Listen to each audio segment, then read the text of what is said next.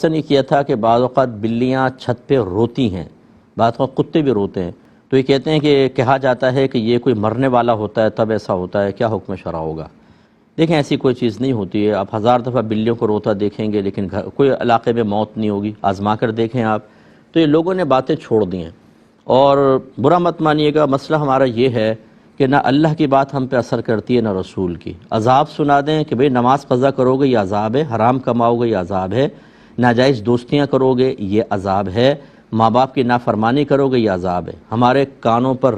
جوں بھی نہیں رینگتی ہے، کوئی خوف نہیں، کوئی نہیں۔ اور بلی روئے، کوئی آگے کہے گا اب تو تمہارے گھر میں کوئی گیا تو ہم سر سے پاؤں تک کانپ جائیں گے، یہ ضعیف الاعتقادی ہے، یہ ایمان کی شدید ترین کمزوری ہے کہ ایک مومن کو اللہ تعالیٰ اور اس کے رسول کے بیان کردہ یقینی علوم اور یقینی خبروں پر اعتماد کر کے اپنی کیفیات کو جانچنا پرکھنا چاہیے تھا کہ اس خبر کے مطابق کیفیت بنتی ہے کہ نہیں بنتی۔ جیسے اللہ کے نبی عذابات کے بارے میں بیان کرتے تو آپ کا رنگ فق ہو جاتا تھا، کانپ جایا کرتے تھے۔ حضرت عمر فاروق رضی اللہ تعالیٰ عنہ کے سامنے اگر کوئی عذاب کی آیت پڑھ دیتا تو آپ لرز جاتے تھے، اور ایک دفعہ تو اونٹ پہ بیٹھے تھے، اونٹ سے گر گئے اور 1 مہینے تک بیمار رہے۔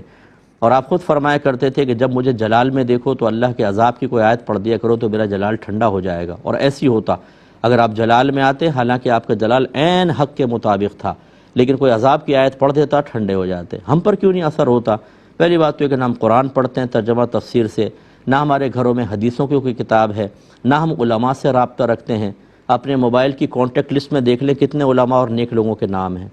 آپ جو فیس بک پہ جن سے دوستیاں کی ہوئی ہیں ان میں دیکھ لیں کتنے نیک لوگ ہیں جو ہمیں تلقین اور نصیحت کرنے والے ہوں، ان کو تو ہم ڈیلیٹ مار دیتے ہیں، ان کو تو بلاک کر دیتے ہیں۔ تب یہ خرابیاں پیدا ہوتی ہیں کہ جب شریعت کا علم نہیں ہوگا تو لازم بات ہے جن لوگوں کے درمیان رہتے ہیں وہی دقیانوسی باتیں کریں گے، کالی بلی راستہ کاٹ گئی، کام خراب ہو جائے گا، آنکھ پھڑک رہی ہے، کوئی یاد کر رہا ہے، کچھ نہ کچھ ہونے والا ہے، ہاتھ میں کھجلی ہے تو پیسہ آئے گا، اس قسم کی باتیں خواتین نے نکالی ہوئی ہیں، زیادہ خواتین نے نکالی ہوئی ہیں، مرد حضرات بھی پیچھے نہیں ہیں۔ تو ایسا کچھ بھی نہیں ہے، ذہن میں رکھیں۔